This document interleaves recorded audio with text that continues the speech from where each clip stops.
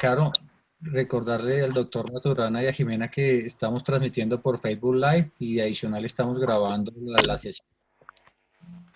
Gracias. Hola, buenos días, Jimena. Bienvenida. Hola, buenos días.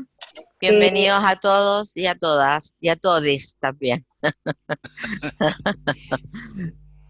Gracias por el espacio y qué bueno, qué linda mañana de conversación. bueno, el espacio es suyo, Jimena y doctor, así es que los invitamos a tener esa conversación que ustedes hoy día nos van a comentar sobre conversaciones colaborativas. Ujú. Ahora una pregunta, va a haber preguntas del maravilloso público que hay de las distintas partes. Sí, le invitamos a todos los que están escuchándonos a que vayan poniendo preguntas en el chat y yo las voy recogiendo para entregárselas a Jimena y al doctor. ¿Les parece, Jimena? ¿Tú me avisas? Sí, Y porque en nuestro estilo es el siguiente, y para comunicárselos a todas las personas, es hablar un poco de ciertos conceptos, de lo que nosotros hacemos, de cómo miramos, pero la idea es que también ellos hagan preguntas, porque las preguntas que ellos hacen nos muestra dónde estamos nosotros. Interesantes, o sea, las preguntas son centrales para uno poder ir haciendo las reflexiones. Así que queda desde un principio abierto el espacio a las preguntas. ¿Ok? listo, sí, nosotros les vamos Perfecto. pasando las preguntas, Ajá, así que ok, adelante nomás. muchas gracias. Doctor, ¿parte usted o parto yo? Bueno, parte usted. A menos que usted me pida que parta yo. Parte usted. Ante todo, buenos días. Me alegro mucho de que tantas personas de tantas partes estén interesadas en lo que queremos o lo que podemos decirle.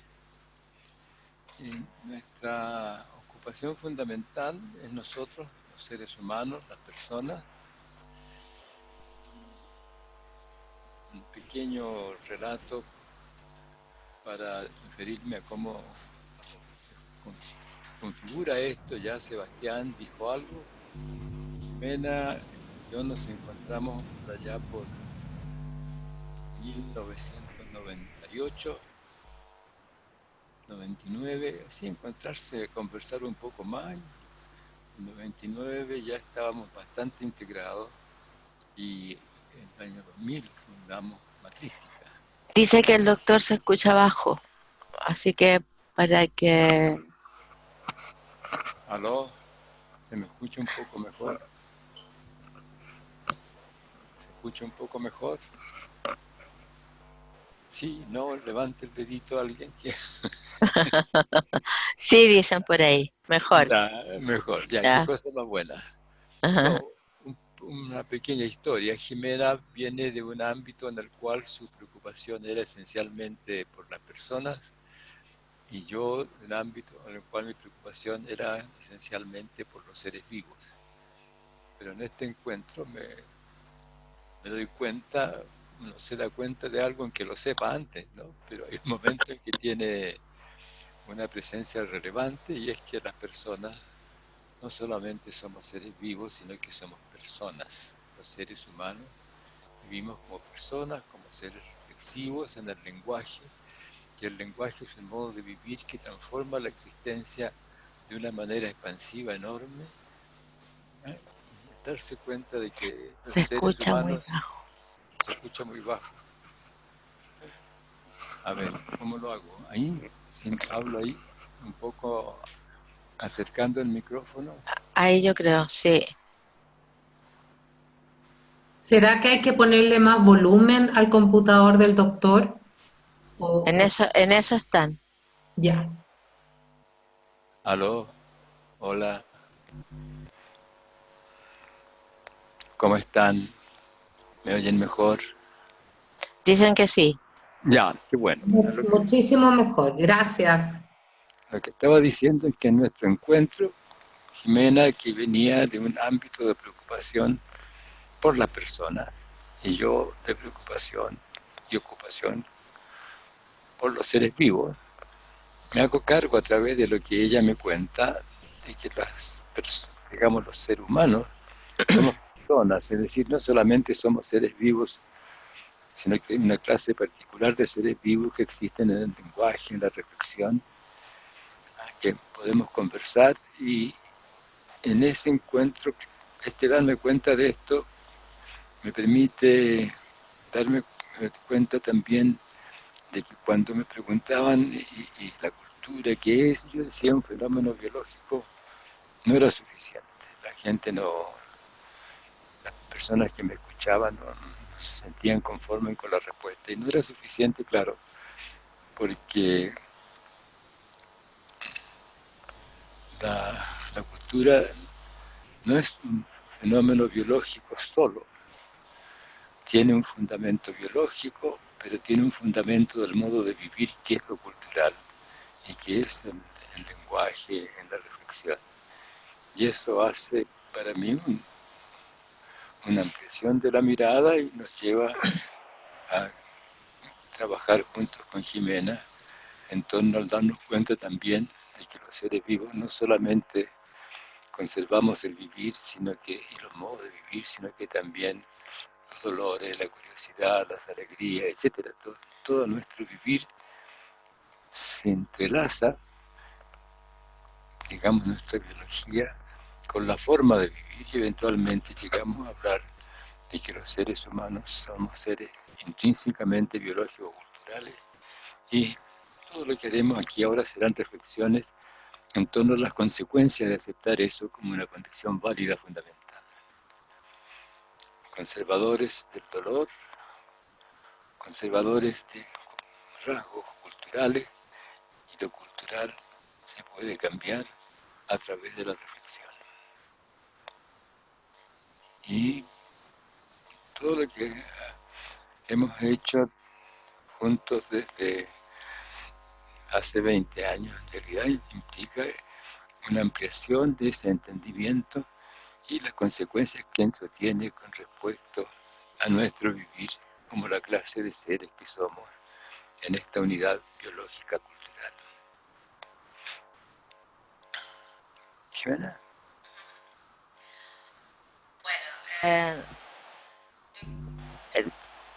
Humberto ya ha contado parte de la historia, y como para hacer uso del tiempo lo máximo que se pueda con respecto al entendimiento de la biología cultural, me voy a saltar una parte de esa que es la historia, para llegar al momento en que yo me doy cuenta de que todo dolor es siempre de origen cultural, pero el darme cuenta que todo dolor es de origen cultural eh, tenía que ver con el entendimiento de la biología del conocer y biología del amar, entendiendo desde ahí el lenguajear, el conversar, el reflexionar, lo que en ese momento llamaba Humberto, perdón, la biología del amor, etcétera. Cuando yo le digo eso, le digo desde ese sustrato. Ahora voy a decir algo que decía mi padre. Mi padre decía: Jimenita, no vale un mar de conocimiento con 1 centímetro de profundidad. Más vale un charquito chiquito pero profundo. Y con ese dicho que siempre mi padre tenía a la mano, yo vi en la biología del conocimiento en esa época, en la biología del amor, que muchas veces la llamaban la teoría biológica del conocimiento, y que para mí nunca fue una teoría, vi mucha profundidad, una profundidad que, que, que no estaba siendo vista, porque una cosa es tomar ciertos elementos que son potentes del trabajo que había hecho Humberto, como por ejemplo el lenguaje, o el determinismo estructural, o qué sé yo, eh, algo del amor, de las conversaciones, mezclada con algunas otras cosas, a verlo como un constructo de entendimiento en la completud, lo que yo llamo la impecabilidad del entendimiento. Y yo fui a conferencias, tomé cursos, estoy hablando del año 92, hice mi tesis apoyada por personas que tenían mucho favoritismo por el doctor, y me di cuenta que era muy difícil de que las personas entendieran esa profundidad. Se quedaban un poco por encima entonces yo dije, yo estoy entendiendo algo que veo que otros no ven, y decidí seguir un camino sola hasta que invité a Humberto a que fundáramos Matrística, como lo que llamamos hoy día la Escuela de Pensamiento del Sur del Mundo. Una escuela en la que no es una escuela como alguien se pudiera imaginar, donde hay miles de personas trabajando, no, es un pequeño lugar donde hay personas que aman la biología cultural porque para ellas en su vida ha significado una transformación muy grande en su modo de relacionarse, como hemos tenido personas que han pasado por nuestros procesos, que han ido cambiando. A mí no me gusta decir que hacemos workshops o talleres, sino que lo que nosotros hacemos siempre son conversaciones y prácticas, en el sentido de llevarlos a hacerse preguntas, a reflexionar. Porque aunque parezca frase del libro de autoayuda, todo está en nosotros. Nosotros generamos el mundo que vivimos y somos seres conservadores. Hay una ley sistémica que dice, cuando en un conjunto de elementos comienzan a conservarse ciertas relaciones, se abre espacio para que todo cambie y se transforme en torno a las relaciones que se conservan. Por lo tanto, somos conservadores del dolor, somos conservadores del bienestar, somos conservadores de la arrogancia, somos conservadores de la competencia, somos conservadores consciente o inconscientemente de ciertos modos de vivir. Y si uno no reflexiona, no tiene cómo cambiar esos modos de vivir.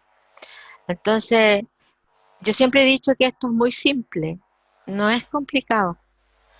Aunque el doctor hable del lenguaje como un fluir de coordinaciones conductuales consensuales. Hoy día el lenguaje es un fluir de coordinaciones, de sentir y haceres, de emociones. Lo que estamos diciendo en el fondo es que el lenguaje tiene que ver con el hacer. Nada, esa es la simplicidad. El lenguaje no es simbólico, tiene que ver con el hacer, con coordinarme conmigo mismo o con otro en el mundo, en el hacer cosas. Entonces, la comunicación, ¿qué es? Yo informo al otro de algo si soy un sistema determinado en mi estructura y el otro solo gatilla un proceso determinado en mi hechura. ¿Informo algo al otro? ¿Qué es el fenómeno de la percepción como fenómeno biológico? Entonces, si nos hacemos preguntas y vamos entendiendo nuestra hechura, vamos entendiendo también el cómo nos relacionamos. La pregunta que nos hacemos, ¿qué es la mente? ¿Qué es el alma? Los seres humanos somos maravillosos. Somos maravillosos porque además vivimos inmersos en el conversar, en el lenguajear, en el emocionar, en nuestra sensorialidad íntima. Todo lo que hacemos lo hemos creado nosotros los seres humanos en nuestra historia. Si no estuviéramos en el lenguaje y no hiciéramos distinciones como observadores, no existiría el mundo. No habría mundo que distinguir. Por lo tanto, lo que nos hace humanos y que surge en la familia ancestral es el lenguaje, como un modo de coordinar nuestros sentires, nuestros haceres, nuestras emociones, y de ahí surge el conversar, el reflexionar. Y el mundo de las emociones. El mundo de las emociones surge desde nuestra configuración de sentires íntimos.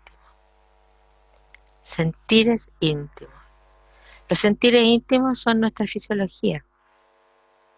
Yo no sé de todas las personas que están, que ganas de ver en la cara a todos los que están en distintos países, en distintos momentos.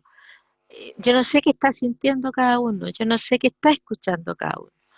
Nosotros con Humberto siempre decimos, somos maravillosamente responsables de lo que decimos, pero también somos maravillosamente no responsables de lo que ustedes escuchan, de lo que nosotros decimos, porque es un hecho biológico que uno no puede determinar lo que el otro escucha de lo que uno dice. Entonces, doctor Humberto, ¿cómo es que hacemos cosas juntos? Si yo no puedo determinar lo que el otro escucha de lo que yo digo, ¿cómo entonces nos encontramos? ¿Cómo hemos generado el mundo que hemos generado?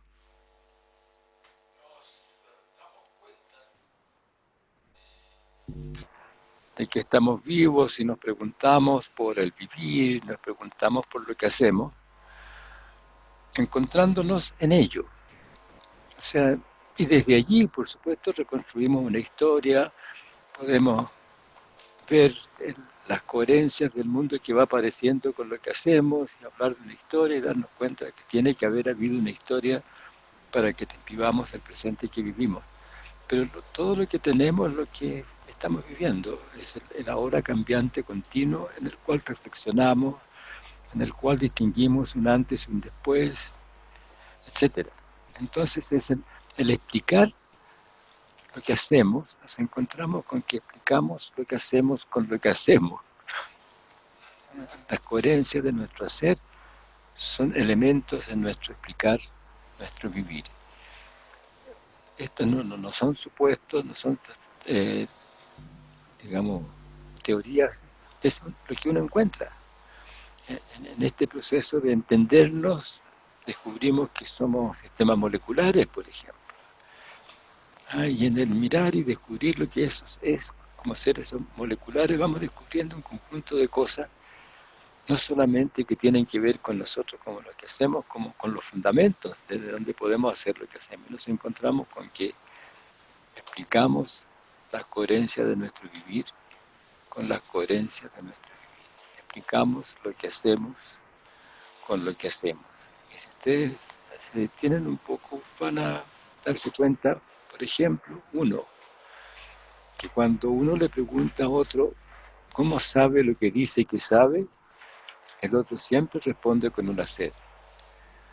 E invita a hacer A, B, C o D, diciendo, bueno, si tú haces A, B, C o D, el resultado es tal cosa, y eso es lo que estoy diciendo cuando digo que sé tal cosa. El saber es un hacer. ¿Pero un hacer dónde? En la coherencia de nuestro vivir. Si queremos mirar un eclipse de luna, ¿qué hacemos? Nos disponemos en nuestro espacio habitacional, en nuestro ámbito de coexistencia con otros, miramos en una cierta dirección, es decir, miramos nuestro mundo y desde mirar nuestro mundo explicamos la coherencia de nuestro mundo con la coherencia de nuestro mundo. Nuestro mundo va surgiendo con lo que hacemos. Y ese ha sido en el fondo el gran tema de la historia, por lo menos explicativa, occidental, porque el pensamiento filosófico y científico occidental surge de la cotidianeidad.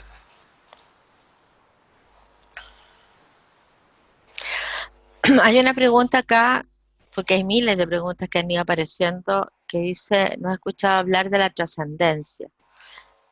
Y yo tendría que decir que somos una continua trascendencia. Ahora, si hablamos de la trascendencia en el sentido de la trascendencia metafísica o una trascendencia, es válida si yo creo en aquello. Aquí no hay nada que se niegue, porque somos diversos. Si el tema no está en las creencias que yo tenga, el tema está en cuando yo quiero convencer al otro que lo que yo creo es más válido que lo que tú crees. Si podemos conversar. Si yo soy budista, doctor Humberto, y tú eres evangélico, los dos podemos conversar con el doctor. Pero el problema va a aparecer cuando el doctor me quiera convencer a mí de lo que él piensa o siente es mucho más válido que lo que yo siento o pienso de lo que es la trascendencia o lo que es el mundo que vive un budista, por ejemplo. El tema está siempre en la competencia. Por eso Bateson decía que la tragedia humana es epistemológica. Y lo que nosotros hacemos precisamente va a ese punto, a que resulta en el proceso de entendimiento, porque este es un proceso que toma tiempo. No es en un curso, uno no se forma en un curso de primavera o de verano, de otoño, de invierno. No se forma. Este es un proceso en el ir entendiendo, en el que uno resulta al final que dice, me cambió el mundo, pero me cambió el mundo desde el entendimiento. Me cambió el mundo no en el rechazo de lo otro, sino que me cambió mi mundo, mi manera de estar, mi modo de reflexionar. ¿Por qué estoy en el dolor? ¿Por qué tengo apego? El apego es aquella situación en la que a la que yo tengo algo, o una relación o algo que me causa placer y a la vez me causa daño. Y la conservo. La pregunta es, ¿por qué la conservo? ¿Qué estoy conservando si me causa daño? ¿Qué estoy conservando si me causa placer? ¿Cómo me desapego? ¿Qué es el desapego? El desapego es el respeto por sí mismo. El respeto por uno. Entonces yo digo, Doc, míreme, yo siempre, yo digo siempre, esto es simple, pero profundo. Entonces, hay tantas preguntas ahí. Convencer, como dice ahí, es vencer a otro, claro, pero vivimos en una cultura de competencia. No vivimos en una cultura de estar en el centro de uno mismo. Yo siempre digo a los papás o en los cursos, y si uno le pregunta a los papás cuál es la tarea que tú tienes con tus hijos, la tarea al final de 10, 8 van a decir que sean felices. Pero qué tarea más difícil. La tarea más difícil que hay. Porque la felicidad, tendríamos que entrar a picar qué es la felicidad.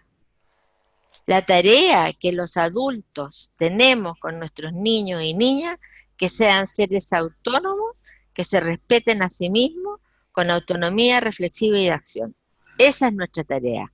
Pero la pregunta es, ¿somos nosotros, adultos, somos nosotros seres autónomos, que nos respetamos a nosotros mismos, que tenemos autonomía reflexiva y que tenemos una acción ética que va de la mano con esa autonomía? tal vez para ir ampliando y profundizando en estas nociones que ha estado presentando Jimena, habría que contestar un poco la pregunta de cómo es que nos vemos o nos entendemos en circunstancias de que no especificamos lo que le pasa al otro con lo que uno dice. Y para eso tendríamos que reflexionar un poquitito con lo que nos pasa en la convivencia. Si nos encontramos, hay un dicho en español que dice: dime con quién andas y te diré quién eres. Ahí ese dicho hace referencia a eso, que las personas nos transformamos con los otros con los cuales convivimos. Y no solamente con los otros con los cuales convivimos, sino que con todo aquello con lo cual interactuamos. Hay otro dicho interesante en esta misma dirección, que dice que no hay nada más cómodo que un par de zapatos viejos. Más cerca, no se escucha, dice. Bueno, yo no sé hasta dónde empezaron a no escuchar, a lo mejor no me escucharon. No, yo estoy viendo aquí, pero recién apareció alguien que dice que no se escucha. Bueno, lo que estaba diciendo es que hay ciertos dichos de nuestro vivir cotidiano que son interesantes. Uno, el que acabo de mencionar, que dice: dime con quién andas y te diré quién eres.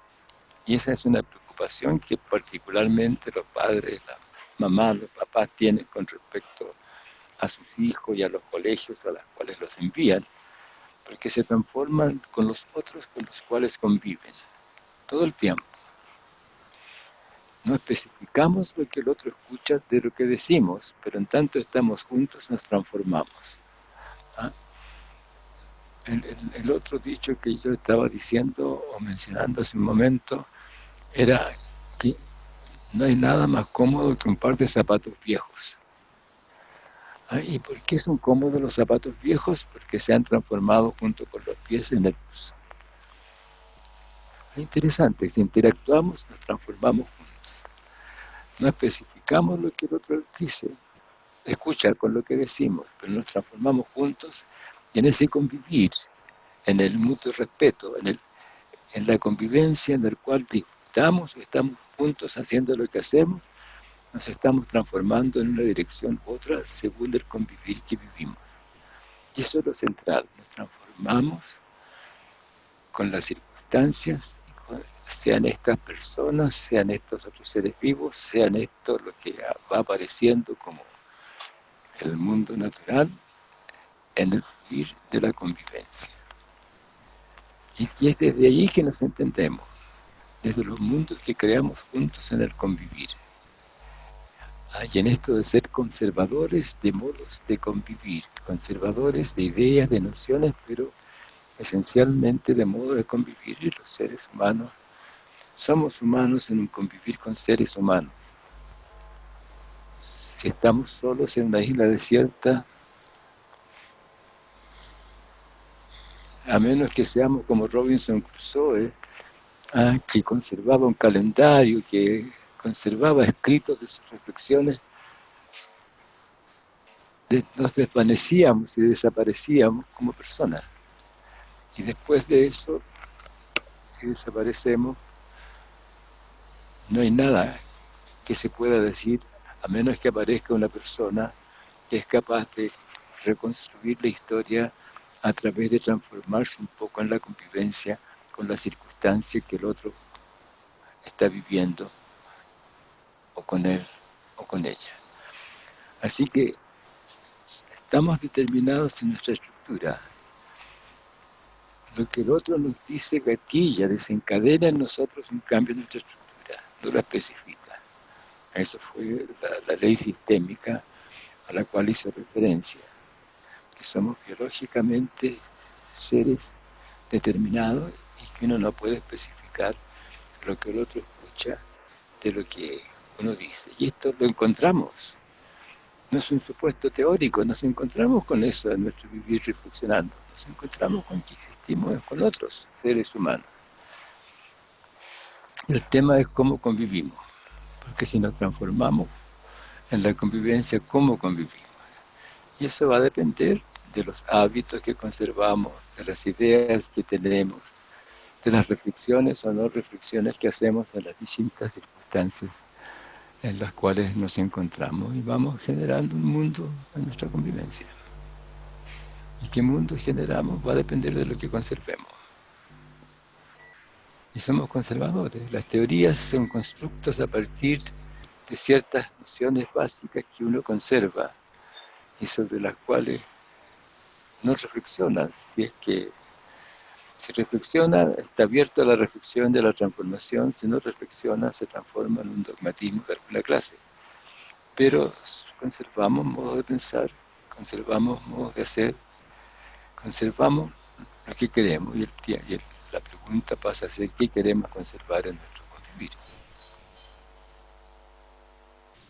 Pero en este mismo proceso nos vamos dando cuenta que explicamos lo que hacemos con lo que hacemos. La pregunta por el saber siempre se contesta con el hacer. Yo sé tal cosa, ¿cómo lo sabes? Mira, el hacer, las consecuencias de hacer tal o cual otra cosa. Siempre es nuestro vivir el que guía la reflexión, el que se expande o se achica con las reflexiones que hacemos, porque existimos en nuestro presente, en el vivir cotidiano. El vivir cotidiano es lo que vivimos desde un amanecer. ¿Cómo puedo bajar la pregunta? ¿Se puede? Bueno, ¿no? Entonces, desde allí, todo lo que vamos a reflexionar va a pasar por nuestro vivir cotidiano, porque allí surge. Explicamos nuestro vivir con nuestro vivir cotidiano. Hay una pregunta acá de un proverbio de la Biblia que dice: perdonen mis palabras, lo notó, así el hierro se afila con hierro y el hombre con hombre, que trata específicamente del lenguaje y de la interacción afectiva emocional integral entre los seres humanos con conciencia. Efectivamente, entre los seres humanos con conciencia, en una interacción afectiva. Y ahí nos tendríamos que preguntar, perdón, ¿qué es la conciencia? La conciencia es algo que está dentro de la cabeza, la conciencia es algo que está en el cerebro, la conciencia es algo que es metafísico o trascendente. ¿Qué es la conciencia? La conciencia es algo simple, vuelvo a lo simple, es darme cuenta. Me doy cuenta, soy consciente. Y cuando me doy cuenta, tengo la posibilidad de cambiar de orientación. Y si no cambio de orientación, nosotros decimos dos cosas que a veces suenan un poquito fuertes, pero tómenla con humor. Cuando uno se da cuenta, si no cambia el hacer, ¿es tonto o es malévolo? O sea, comprende, si me doy cuenta de que algo no está bien en una relación y no actúo desde ese darme cuenta, quiere decir que quiero conservar aquella dificultad de la relación. Porque uno está donde está siempre, porque está conservando algo desde uno, aunque uno diga que no quiere estar donde está. Eso es una tremenda reflexión. Pero mírenlo en su vivir cotidiano. Dense cuenta de que eso no es un supuesto teórico, es un darse cuenta, es un hallazgo de lo que sucede en nuestro vivir y convivir. Ahora hay otra pregunta de Gilson, este ya me acuerdo de él. Hola, ¿cómo estás? Un abrazo grande. Dice, y él conoce nuestro trabajo, dice: la cultura en que nos encontramos inmersos se guía por criterios neodarwinistas, o sea, se adapta el más apto a algo que preexiste. Y nosotros hablamos de la unidad ecológica organismo nicho, o sea, no andan seres vivos volando por ahí. En el momento que aparece un ser vivo, aparece el nicho que lo hace posible. O sea, organismo y nicho surgen juntos, por lo tanto, no hay una adaptación del más apto y entonces hablamos de deriva natural. Y él pregunta, ¿qué hacer para que la deriva natural sea decisiva en la consolidación de la colaboración? Sí, porque si hablamos de que se adapte al más apto, entramos en la deriva de la competencia. O sea, el más apto logra cosas, logra ganar, logra llegar. El que no es apto no logra llegar. Y gracias a la divinidad hoy día estamos hablando de inclusión. Estamos hablando de que todos podemos incluirnos como seres humanos, aunque tengamos alguna diferencia. Por lo tanto, no es el más apto solamente, sino que desde el amar y desde el respeto podemos incluirnos todos desde una mirada de la deriva natural, en el sentido de vamos cambiando juntos. Claro, pero para poder, digamos, entender el tema de la deriva natural, para poder entender este tema de que no estamos inmersos, digamos, lo que nosotros decimos es que el vivir no se hace en relación ni a un sobrevivir ni a un resultado. Ocurre en la conservación de la coherencia con las circunstancias que uno vive. Y esta conservación se hace desde la sensorialidad. Darwin no se dio cuenta o no pudo darse cuenta por el momento histórico en que vivíamos que el fenómeno del vivir no es un fenómeno de adaptación. Sí, de acomodarse, aunque en la vida cotidiana parece que uno se acomoda a algo preexistente. No es un fenómeno de adaptarse a algo, sino que de conservar las coherencias del vivir en el momento en que uno está viviendo, siguiendo un camino u otro según su sensorialidad. Lo que se conserva es la adaptación, no el adaptarse. Lo que se conserva es la relación de coherencia con las circunstancias, y ustedes lo pueden ver en su vivir cotidiano, que se mueven en su vivir siguiendo un camino de bienestar. El bienestar no es una cosa así trascendente, gigantesca, sino que la coherencia sensorial con la circunstancia en la cual uno se encuentra y que va apareciendo con lo que uno hace. Entonces, completamente distinto el pensar que uno se está adaptando a algo para conservar algo como el sobrevivir. No, uno se mueve conservando el bienestar posible en ese instante según su realidad, y que eso resulta en la conservación de su vivir, porque se mueve según lo que ve, siente, escucha, huele. Uno va por un lugar y dice, aquí hay mal olor, no quiero seguir por este camino, me voy por otro. Vamos cambiando, esto es cotidiano. Entonces no es el resultado final. Sí, nosotros podemos reflexionar sobre el resultado de lo que hacemos, pero en la historia del vivir del ser vivo mismo, como ser vivo, no es el resultado final de lo que hace, sino que la conservación del bienestar en la localidad en que se encuentra según su sensibilidad todo el tiempo. Y eso tiene consecuencias distintas a si uno estuviese pensando en el resultado. Y si yo, ser humano, estoy pensando en el resultado, eso lo estoy pensando no en el resultado como una cosa ya, sino que en la coherencia del presente que estoy viviendo y me estoy deslizando en la conservación de mi bienestar local, que va cambiando todo el tiempo en lo que estoy haciendo. Y yo voy a unir lo que está diciendo Humberto con una pregunta de Manuel Barrera, que dice, ¿cómo reconozco cuáles son las emociones a las que he estado apegado? Bueno, tiene que ver con la cultura que vivimos nuevamente, porque es una cultura que está orientada al resultado. Nosotros tenemos una ley sistémica que dice, lo que resulta nunca es parte del proceso que le da origen. Sí. Lo que resulta nunca es parte del proceso que le da origen, resulta. Nosotros no nos hemos preparado en la vida para estar sentados aquí, resultamos aquí. Resultamos con ustedes aquí maravillosamente conversando. Ahora, ¿cómo reconozco cuáles son las emociones a las que he estado apegado? Pregunta Manuel.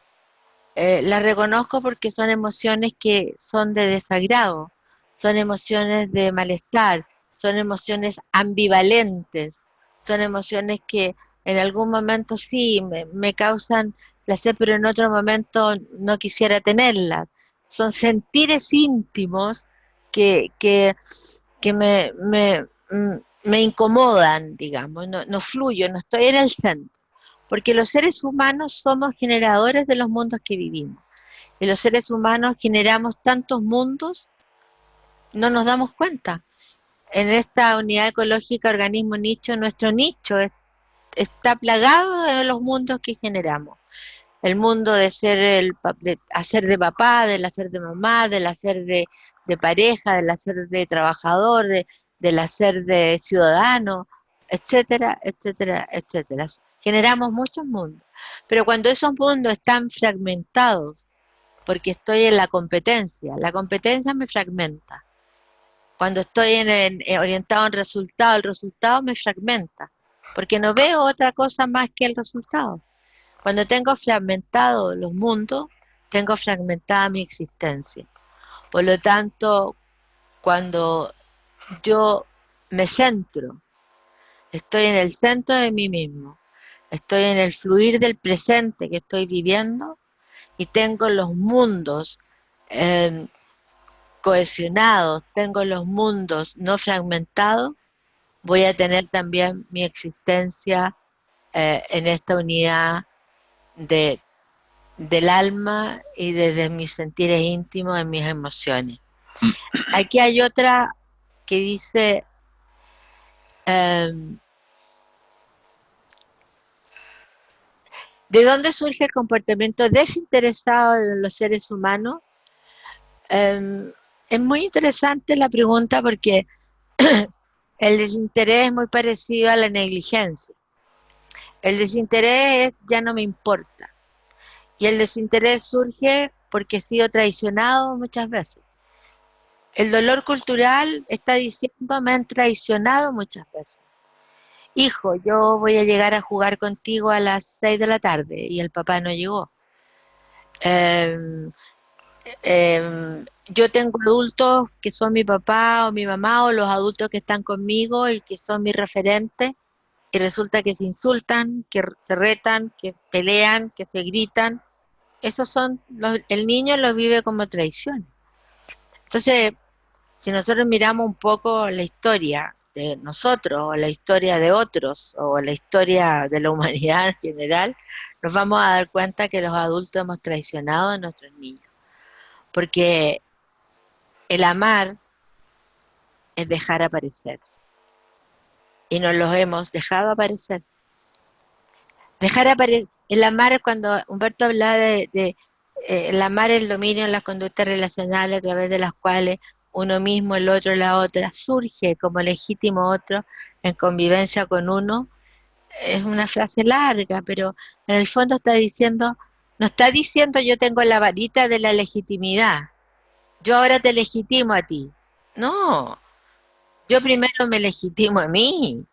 Yo primero me respeto a mí, me amo a mí, me acepto a mí. Soy yo.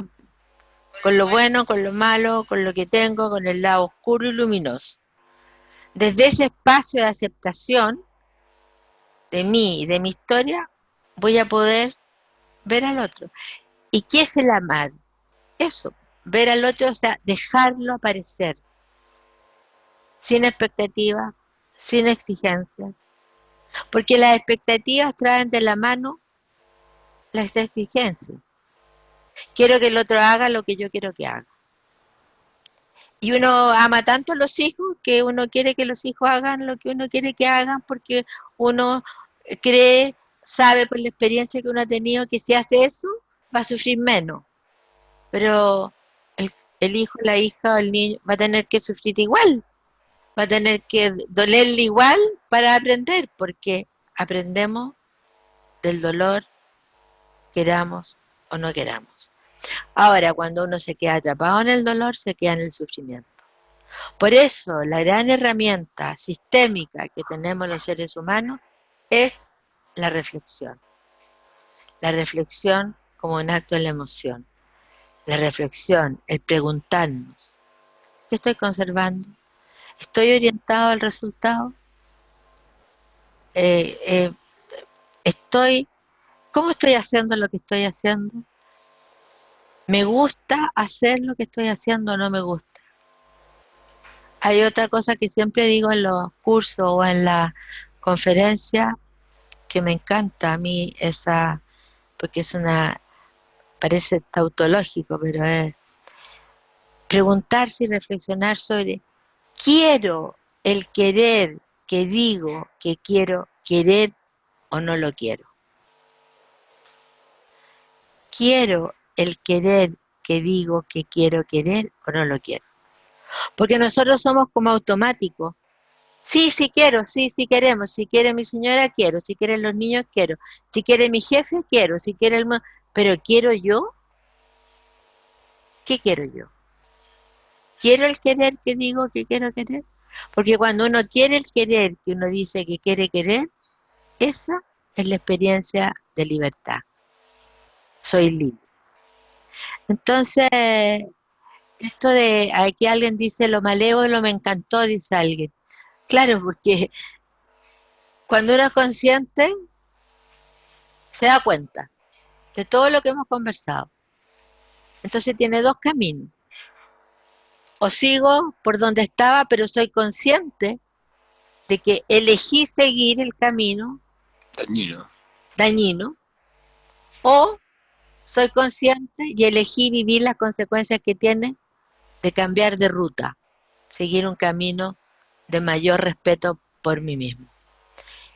Preguntan también por el miedo. Aquí también dicen, siempre uno elige, siempre. Uno siempre está eligiendo lo dañino o el bienestar, porque siempre son dos los caminos, no hay más. El camino que te produce paz, tranquilidad, armonía, felicidad, lo que sea, o el camino que te estrecha la mirada y te estrecha tu nicho. Cuando estamos donde estamos, es distinta nuestra situación, tiene que ver. Cuando estamos donde estamos, indistinta nuestra situación, tiene que ver con qué elegimos estar. Sí, claro. Uno elige por algo, porque elige donde qué quiere conservar. Mi tendencia a abandonar es directa y proporcional a mi intención de cambiar. Mi tendencia a abandonar es directamente proporcional a mi intención de cambiar. A ver, abandonar es una palabra potente, porque abandonar es dejar, porque es distinto decir, mi tendencia a transformar mi mundo es directamente proporcional a mi intención de cambiar, es distinto a abandonar. Abandonar no es una palabra cualquiera. Abandonar tiene una cierta carga de dolor, una cierta carga de enojo, de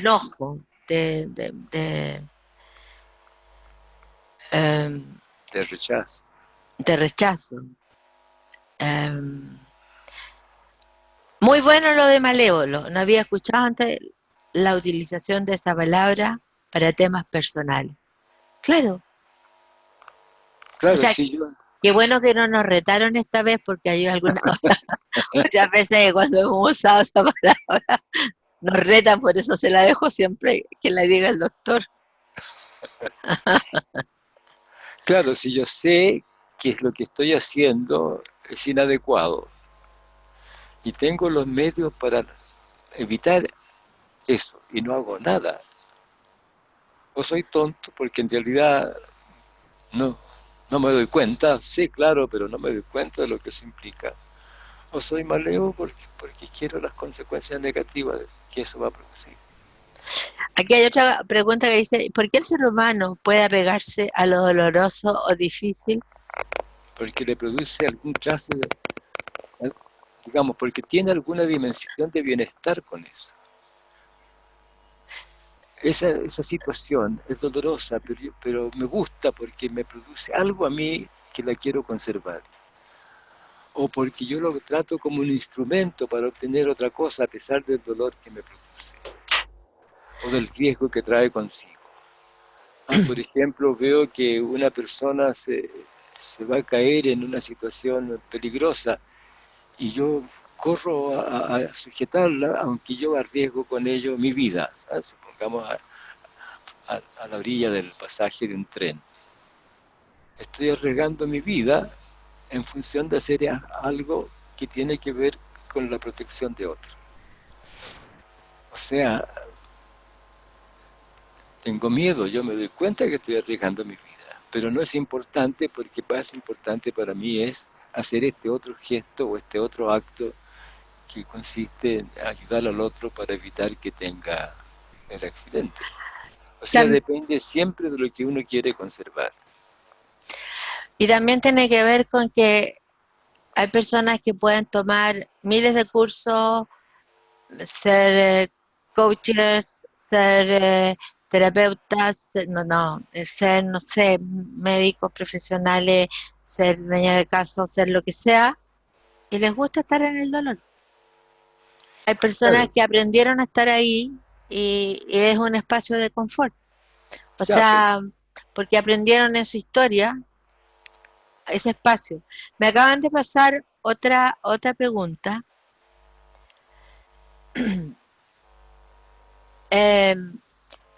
¿Cómo se comunicaban los seres humanos cuando aún no existía el lenguaje de palabras? Y la otra pregunta que me parece que las voy a hacer todas para ir viendo los dos cómo vamos contestando, dice, mi hijo tiene autismo y no tiene lenguaje. No sé mucho en qué concepción del humano queda si el ser humano es vivir en el lenguaje y reflexionar. Yo no sé si tu hijo no tiene lenguaje porque el lenguaje no es bla bla. El lenguaje no es, el lenguaje, si tu hijo tiene una mínima coordinación, ya sea con los ojos, tiene una mínima gestualidad, si tu hijo te reconoce, ya hay una coordinación y ya está en el lenguaje. A mí me gustaría ver la posibilidad de la persona que hace esta pregunta se comunique conmigo a mi correo para yo derivarte a una persona que en Paraguay tiene una fundación y que es experta en el tema y es colaboradora de Matrística, porque ella puede ayudarte a todas las preguntas que tú tengas al respecto. La primera era cómo se comunicaban los seres humanos cuando aún no existía el lenguaje de palabras. La tercera, la segunda, la del autismo, que ya la vimos. La tercera, ¿cuál es el vínculo de lo molecular con el sentimiento? ¿Por qué el dolor es una consecuencia cultural? la primera es cómo se comunicaban o se comunican los animales que no están en el lenguaje. Ahora, lo que llamamos comunicación, nosotros seres humanos actuales en este instante, hablamos de comunicación cuando vemos los resultados de las interacciones en las cuales nos parece que un organismo hace algo que tiene consecuencias con el otro y hay un cierto grado mayor o menor de coordinación, de convivencia. ¿Cómo pasa eso? Es la coordinación de convivencia que resulta del convivir y transformarse juntos. El lenguaje aparece cuando ese fenómeno se hace recursivo, cuando uno coordina sus coordinaciones. Todos los organismos, tanto están vivos en su nicho, porque si no estuviesen en su nicho no estarían vivos, se coordinan con las circunstancias en las cuales están o entre sí en su convivir allí. Sí, y eso nosotros lo describiríamos como comunicación. Pero lo peculiar de lo humano es que ese convivir en coordinaciones conductuales, coordinaciones de haceres, se hace recursivo. Coordinamos nuestras conductas y coordinamos nuestras coordinaciones de conducta.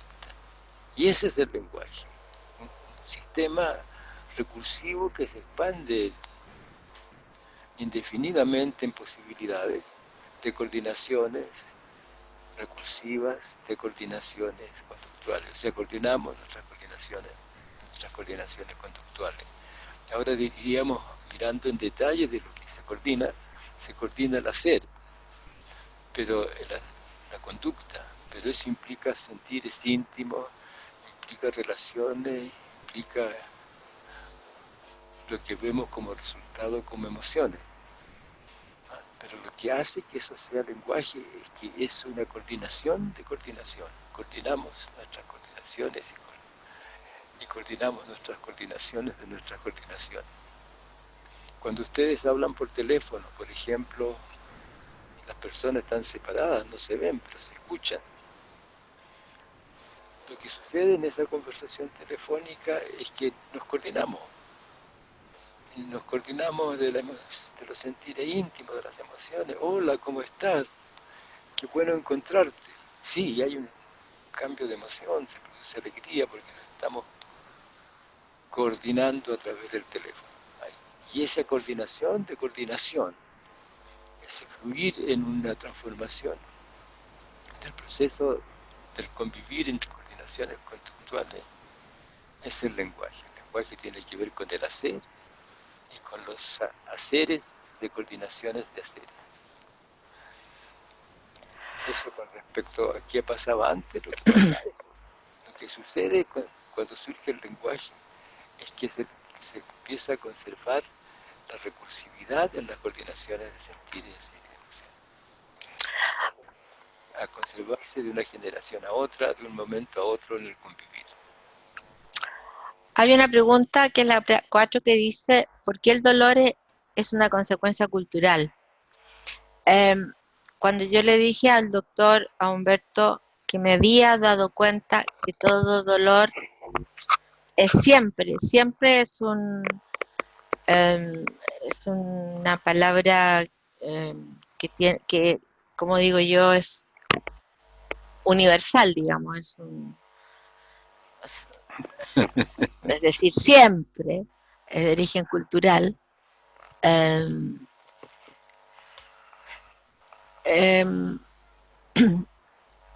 Mis lecturas con Bateson, con Erickson, mis lecturas con Alan Watts, mis lecturas con Lao Tse, mis lecturas, El árbol de conocimiento me lo compré el año 89, pero no entendí nada hasta después. Me llevaron a ese, que muchas personas lo pueden haber dicho, si no es una cosa nueva. Pero el decir que siempre es cultural es lo potente, es de origen cultural. Porque todas las preguntas que yo he visto que han hecho tienen esa connotación. Si nosotros viviésemos una cultura, por ejemplo, de no competencia, como fueron las culturas de la vieja Europa, las culturas matrísticas con S, que eran culturas centradas en la diosa, centradas que había una coherencia con el mundo natural, donde no había diferencia entre hombre y mujer, que todos cultivaban la tierra, que una coherencia armónica, un vivir armónico, viviríamos otro modo de vida. Pero vivimos un modo de vida donde está centrada la competencia. ¿Quién es el más rico? Que Forbes, la revista dice ahora el que le ganó en más plata es tal. mientras hay otros muriéndose de hambre, la diferencia es terrible, enorme. Entonces es un mundo desigual, es un mundo y eso que hay una ley que no, es el modo que tenemos cultural y el modo de relacionarnos. Entonces es de origen cultural, sí, yo me pego en la mesa y me duele, es físico, pero cultural porque tiene que ver con las redes de conversaciones que conservamos y tiene que ver con el modo de relacionarnos que tenemos en el mundo que vivimos. En el mundo que vivimos donde recién estamos hablando de inclusión, donde recién nosotros con Humberto el año 99-2000 escribimos un paper que fue publicado, que está en lo que les mostró Sebastián en la comunidad del conocimiento, que se llamó El fin del liderazgo para entrar en la era de la colaboración y la coinspiración. Y fue muy divertido porque fuimos a hacer unas conversaciones con un grupo de consultores que venían de fuera, eran como 20 consultores, y hablamos de esto. Y después tuvimos que guardar el paper en un cajón porque ellos vendían liderazgo. Y nosotros estábamos hablando que estábamos entrando al fin del liderazgo del año 99, 2000. ¿Por qué liderazgo? ¿Cuántas clases de liderazgo hay? Hay tantos liderazgos como sabores de helado. Entonces, el liderazgo lo puedo tomar yo en un momento, hay un terremoto y alguien toma el liderazgo en el sentido de decir vamos a salir por aquí, lo hacemos así, ya. En una empresa alguien toma el liderazgo por un proyecto, ya. Pero el líder, como la persona, no sé si dictatorial, que toma el liderazgo y es el que consultar, no, porque somos todos los seres humanos igualmente inteligentes. En tanto, la inteligencia es la plasticidad conductual, como hemos dicho, esa es la viñeta, la plasticidad conductual ante un mundo cambiante. Por eso la pregunta es, ¿cuán plástico soy en mi vivir y convivir? El que es jefe, ¿cuán plástico es en su vivir y convivir? El que es gerente, ¿cuán plástico es en su vivir y convivir? El que es presidente de una compañía, ¿cuán plástico es en su vivir y convivir? Porque la plasticidad conductual es la inteligencia, no es la cantidad de saberes que uno tenga. Porque el mundo va cambiando. El vivir no preexiste al vivirlo. Y fíjense la maravilla. Esta conversación, por muy grabada que quede, cuando se escuche, no es la conversación que se hizo. La explicación de la experiencia nunca reemplaza la experiencia vivida. Entonces, lo único que tenemos es el presente que vivimos. Aquí hay otra pregunta que vamos a tratar de dilucidarla los dos. Dice, la cosmovisión de cada uno, de mi cultura, de mi modelo de coaching, entre paréntesis, filosofía subyacente, cierre paréntesis, puede generar tropiezos en el convivir humanamente. Es una pregunta, humanamente. ¿Cuál es la perspectiva que plantean por la experiencia caminada? ¿Cuáles son los retos de la convivencia humana hoy que el coaching profesional puede aportar a asumirlos con coherencia? El tema de los modos de vivir están las teorías que los sustentan. En estos momentos, cada vez que a uno le preguntan ¿por qué haces eso?, uno va a contestar con una teoría, porque esto se hace así, por esto, y tiene un desarrollo teórico reflexivo. Y eso es importante, las teorías son importantes. Las teorías son sistemas de pensamientos lógicos, son constructos lógicos a partir de ciertas premisas fundamentales cuya validez se conserva a lo largo de todo el desarrollo lógico. Todas las teorías, filosóficas, políticas, físicas, científicas, culinarias, de cualquier cosa, cada vez que ustedes preguntan por qué haces eso y te contestan con una explicación que justifica ese ser, está con una teoría. Y cuando uno dice, según mis principios, por ejemplo, uno está haciendo referencia a todo el constructo lógico que surge de tener los principios que uno considera fundamentales. Eso lo vivimos, tiene validez heurística, nos permite hacer y coordinar cosas. El problema no está en las teorías, sino que en el apego que nosotros tengamos a los principios, el apego que nosotros tengamos a las nociones fundamentales que constituyen el elemento básico de la teoría. Si yo me apego y no estoy dispuesto a reflexionar sobre ello, aparece un fanatismo, aparece una doctrina. ¿Ah? Pero si yo soy capaz de reflexionar sobre los fundamentos desde donde yo sostengo una teoría, entonces tengo libertad, puedo corregir mis errores, puedo darme cuenta de cuánto lo que yo consideraba como válido deja de ser válido. Entonces el problema no son las teorías, son los apegos. Y el problema con liderazgo no está en la responsabilidad que uno tiene, si es transitoria. Si a mí se me encarga una cierta tarea y yo voy a ir ordenando los procesos de realización de esa tarea, voy a ser el líder. ¿Ah? La palabra líder hace referencia en inglés a guiar. Si yo lo hago eso, está bien. El problema está cuando me apego a ser líder. Cuando no estoy dispuesto a reflexionar sobre los fundamentos desde donde yo acepté o me hice cargo de esa situación de liderazgo. Los apegos que niegan la reflexión quitan plasticidad, y los apegos a ser líder quitan plasticidad reflexiva, y uno se queda atrapado en la creencia o en el placer de creer que uno es el único que puede actuar y que tiene, ¿cómo decirlo?, el poder absoluto para determinar lo que pasa como líder. Ahora usted está diciendo esto porque la pregunta era por el coaching, o sea, haciendo referencia líder o coaching, digamos. No, es que no es lo mismo. Uh-huh. No es lo mismo. El coaching es una práctica. Ahora, depende cómo yo vivo el coaching. Uh-huh. Cada vez que yo tengo una responsabilidad social o una responsabilidad en la comunidad, si yo me apego a ser el que guía esa responsabilidad y no acepto las reflexiones, no me doy cuenta que esta es una responsabilidad transitoria, entonces sí que estoy atrapado en, digamos, en la enajenación de ser líder. Me enajeno, soy yo el líder.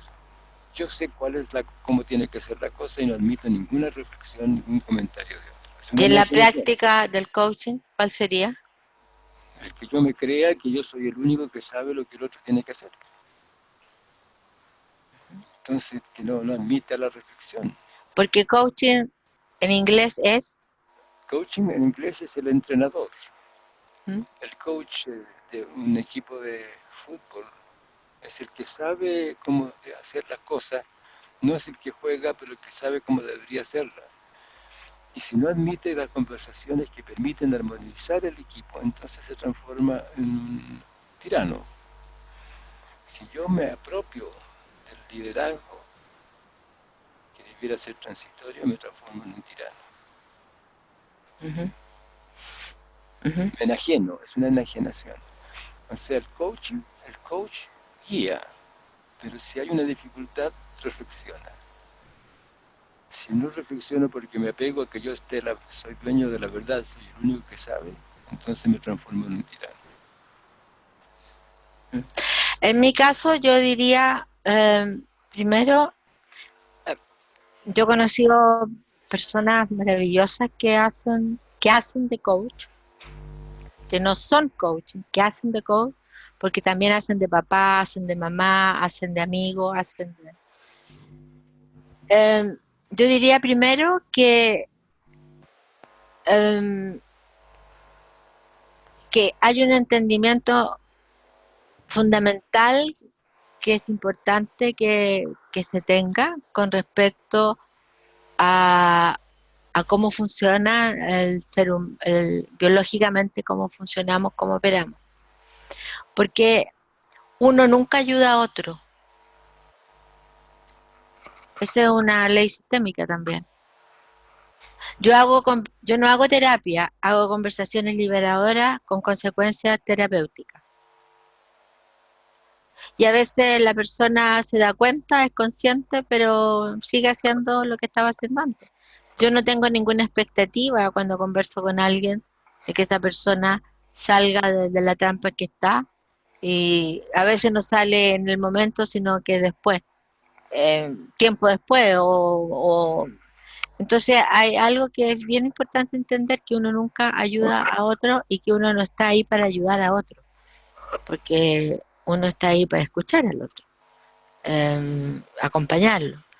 Ahora, esto de que uno nunca tiene que guiar al otro en el sentido de ser casi higiénico, de dejar el otro allá, que no, porque el otro cuando está contándole algo a uno también le están pasando cosas. O sea, nos transformamos juntos, generamos un conicho con el otro. Entonces, y también entender que cuando uno hace algo con una persona, sea el hacer del coaching, sea el hacer de la terapia, sea el hacer del conversar liberador, sea el hacer de lo que sea que tenga que ver con otros seres humanos, uno está haciendo algo en el que tiene que ser súper responsable, porque está tratando con otros seres humanos, y eso es lo más delicado que hay. Uno no puede tomar un curso de 2 días o de una semana o de un mes o de lo que sea y ir a conversar con las personas creyendo que uno ya sabe lo que tiene que saber, porque las personas, uno no tiene idea lo que puede gatillar en el otro. Por lo tanto, el hacer de coaching o el hacer de cualquier profesión que trate con seres humanos es tratar con cristales, tratar con algo que es lo más delicado que es el otro. Y eso es lo que uno tiene que tener siempre, siempre presente.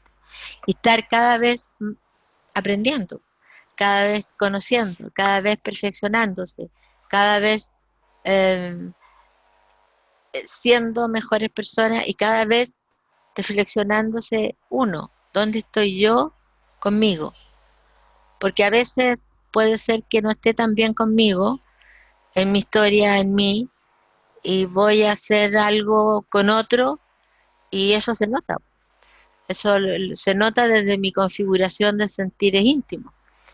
Entonces, si yo voy a estar con otro, tengo que estar necesariamente en mi autonomía reflexiva de acción desde el centro de mí mismo, para poder desde ahí escuchar al otro y dejarlo aparecer, para dejarme aparecer. Entonces yo siento que todos de alguna manera, llámese coach, llámese lo que se llame, que tengamos la vocación de encontrarnos con otros para escuchar a otros, tenemos que tener siempre presente que tratar con personas, escuchar personas, acompañar personas es una de las tareas más bellas, pero a la vez más delicadas que uno pueda hacer. Eso es lo que podría decir. Y entender que uno nunca ayuda a otro. Y que siempre en ese proceso también cambio yo. Y la colaboración es un hacer juntos algo en la reflexión, en el poder cambiar de opinión, el ir escogiendo el curso de lo que se hace, desde la conversación y el entendimiento. Entonces, si eso no pasa, si uno se apega a creerse dueño de la verdad y se declara líder, entonces se acaba la colaboración. Por eso es que nosotros llamábamos nuestro artículo el fin del liderazgo, para entrar en la era de la co-inspiración, de inspirarnos juntos, lo cual implica colaboración. Estamos inspirándose en el hacer, y con la otra expresión, la co-inspiración y la colaboración, que es la realización juntos de aquello en lo cual nos co-inspiramos. Lo que pasa es que lo difícil en esto es soltar al Homo sapiens arrogans que llevamos dentro y al Homo sapiens agresans que llevamos dentro. O sea, soltar el ego de creer que uno ayuda a otro. Porque yo tengo ya el poder, tengo el escudo de ayuda a otro, desde el dominio que sea. Ese Homo sapiens arrogans, soltar eso es soltar el poder de que salvo a otro. Eso es el paso que hay que dar, que uno se encuentra con un otro y que uno también resulta transformado. Y por lo tanto, yo tengo que soltar mis certidumbres. Yo tengo que soltar mi certeza. Yo no tengo poder. No tengo, porque me dieron un título, un poder de nada. Yo soy igual al otro. Entonces, soltar al Homo sapiens arrogans, soltar al Homo sapiens agresans, para que aparezca el Homo sapiens ethicus, porque la ética es esa conducta que un observador distingue en que el otro se hace cargo y responsable, que las consecuencias de sus actos no lo dañen a él, a otros y al entorno. Y que aparezca el amar, porque somos animales mamíferos y somos seres amorosos. La primera y última medicina siempre es el amar. Y el amar no significa que yo, como una vez una alumna dijo, yo no puedo andar amando a todo el mundo, así que se paró, se fue, no volvió más. No, dejar aparecer y ver. Y a lo mejor dejo aparecer, veo, y yo a esa persona no la quiero en mi mundo, porque no, amar no es que todo el mundo quepa en mi mundo, la veo. Pero cuando yo decido que no que la quiero en mi mundo, decido desde haberla visto, no desde un prejuicio. Entonces, soltar prejuicios, soltar expectativas, soltar certidumbre, soltar es estar en el centro de uno mismo. Aquí preguntan si los secuestros, las violaciones y las muertes las generamos nosotros. Los secuestros y las violaciones son de origen cultural. Y las muertes que hay, no sé, en otros países también son de origen cultural. El narcotráfico es de origen cultural. Es un modo cultural, ciertamente. Claro. Las consecuencias que eso tiene pertenecen a ese modo cultural. Una guerra es de origen cultural. Exacto. Ahora depende, cada una de esas actividades va a ser guiada por alguna emoción. Cuando yo vendo una droga, yo sé que eso tiene consecuencias negativas, pero la vendo porque si se genera adicción, yo gano plata. Yo estoy en un ámbito cultural en el cual eso es válido. Yo creo que eso es válido, yo acepto que eso es válido, yo lo quiero imponer por un beneficio particular que yo quiero obtener, que es ser. Sí, son fenómenos culturales. Por lo tanto, son accesibles por eficacia. Por lo tanto, podemos cambiar si reflexionamos y dejar de hacer eso si nos damos cuenta que en verdad no queremos las consecuencias que trae contigo. Aquí ya entramos a la parte política, una pregunta que dice, ¿qué estará pasando con los gobiernos de los países latinoamericanos que les falta a nuestros líderes? ¿Por qué tanta pobreza y desigualdad? De nuevo, ahí vamos, origen cultural. O sea, dice pobreza y desigualdad, pero le faltó poner a nuestro querido amigo Manuel Arturo todo lo que ha habido de corrupción. La corrupción es de origen cultural, porque la corrupción es corromper algo para sacar provecho, para tener más dinero. Y tener más dinero a costa de la salud, de la educación de un país, es de origen cultural. O sacar dinero para que me financien una campaña. Todo eso, o sea, todo lo que tiene que ver con la política, todo lo que tiene que, partidista, todo lo que tiene que ver, porque si vamos a la cosa pura, comprar el pan es un acto político. Estamos hablando de la política que se ha establecido en los países latinoamericanos, de esta desigualdad y pobreza, tiene que ver con que no hay una conciencia de colaboración, no hay una conciencia de amar, de dejar aparecer, no hay una conciencia ética. Porque lo que sí yo encuentro, yo Jimena Dávila, encuentro que está bueno que eso se sepa, que esté apareciendo y que no esté escondido debajo de la alfombra, como debe haber estado por muchos años. Lo importante aquí es lo cultural. Sí, es una forma de convivir, es una forma de convivir humana en el hacer A, B o C. Es cultural.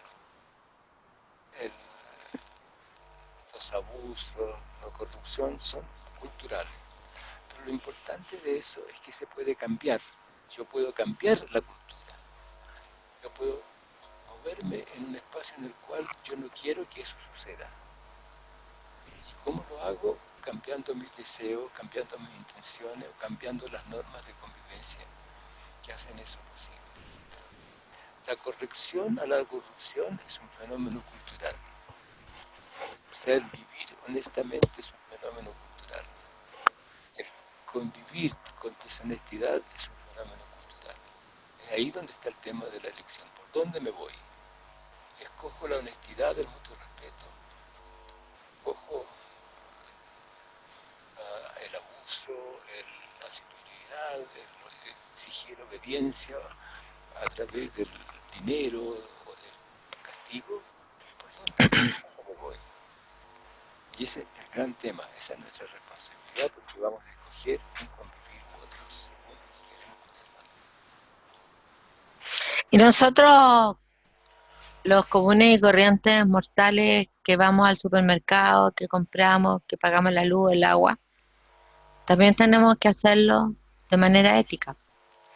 O sea, si me dan más plata en el supermercado y la niña se equivoca con el vuelto, devolverlo. O sea, hacer gestos como sociedad, como el simple ciudadano, gestos de aquello que yo quiero que ocurra en otra esfera, digamos. De reciclar, hacer tantas cosas que podemos también hacer, porque la voz, siento yo, del pueblo, la voz del ciudadano común y corriente, si se junta, es muy potente, es muy potente. ¿Cómo lograr y hacer que vivamos centrados y en estado de conciencia aquí y ahora y no dejarnos llevar por nuestros mundos fragmentados y así amarnos más a nosotros mismos? Yo voy a citar aquí a un filósofo americano que creo haberlo nombrado también ahora, a Alan Watts, que él se fue muy joven a Oriente, aprendió chino, tiene libros escritos, y una vez en una conversación con Jung, que aparece en YouTube, Jung le dice: no olvides nunca que tú eres occidental, que tú naciste como niño occidental y eres occidental. O sea, tratar de orientalizarte, no. Pero sí le puedo decir a Miriam que hay prácticas milenarias que pueden colaborar, como por ejemplo el silencio, como por ejemplo la meditación, pero no la meditación complicada. Si cuando uno pica cebolla también puede meditar. Meditar es centrarse en lo que llaman el mindfulness, el presente, el estado presente. Centrarse en el presente en el que estás, centrarse ahí. centrarse en el estado, en donde está, en el escuchar una música, en el respirar, o ir a un lugar que te enseñan algún tipo de meditación que no sea complicada, el lograr contactarte más con tus sentires, con lograr contactar íntimos y con tus emociones, porque hay una pregunta más arriba que dice, ¿cuál es la diferencia entre sentires íntimos y emociones? Los sentires íntimos hacen referencia a nuestra fisiología, a lo que sentimos, que yo solo puedo verlo en el otro si el otro me lo muestra. En cambio, las emociones yo las puedo ver porque son maneras en que la persona se mueve en la relación. Entonces yo le diría a Miriam que para no estar fragmentado, hay que primero ver en qué mundos me he fragmentado, cuáles son aquellos mundos y cuáles son los mundos que quiero empezar a unirlos para estar más en el centro de mí mismo. ¿Qué pasa si se me hiere cuando dejo ser al otro?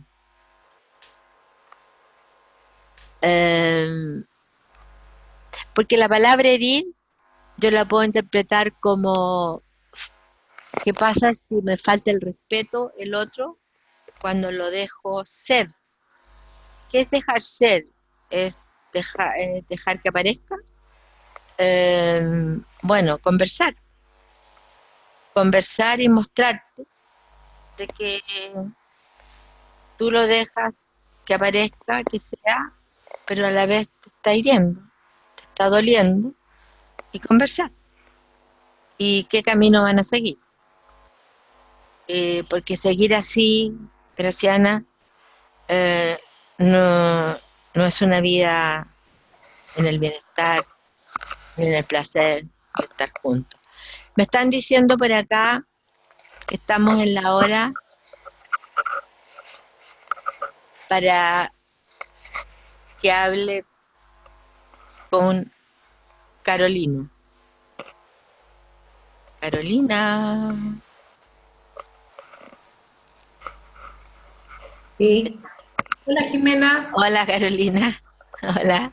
Oye, 1.000.000 de gracias por esta conversación. En realidad, ustedes han sido excelentes yendo recolectando las preguntas, porque tú las has ido recogiendo y contestando a la misma vez.